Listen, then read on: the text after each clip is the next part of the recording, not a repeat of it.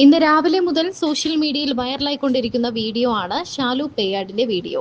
ഈ വീഡിയോയിൽ പറഞ്ഞിരിക്കുന്നത് ഒരു മാനസിക പ്രശ്നമുള്ള അല്ലെങ്കിൽ മാനസിക അസ്വസ്ഥ്യമുള്ള ഒരു സ്ത്രീയും 3 കുട്ടികളെയും കുറിച്ചുള്ള ഒരു വീഡിയോ ആണ്.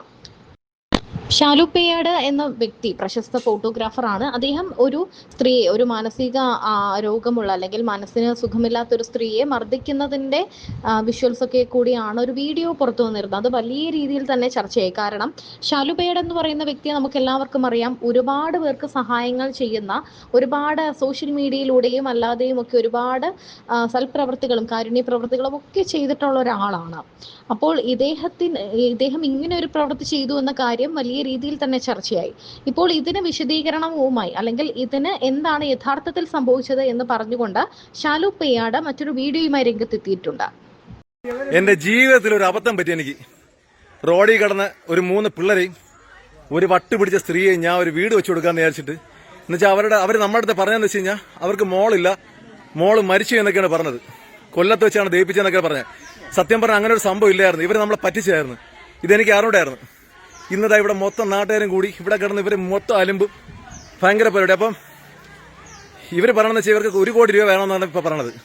ഇവർക്ക് വട്ടാണ്. പോലീസിന്റെ കയ്യിൽ നിന്നില്ല. ഞങ്ങൾ 2 ദിവസം മുമ്പ് രാത്രി പോലീസ് സ്റ്റേഷനിൽ കിടന്ന് അമ്മാതിരി അലുമ്പ് കാണിച്ച് അവിടെ കിടന്നുള്ള പോലീസുകാരെയൊക്കെ തള്ളയ്ക്കും വിളിച്ച്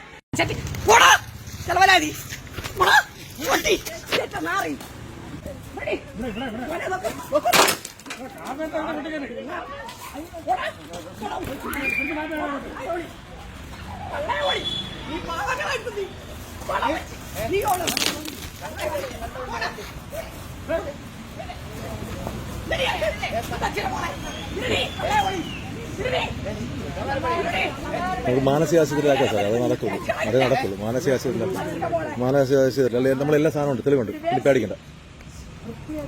പോലീസുകാരുടെ അടുത്ത് തന്നെ പറഞ്ഞത്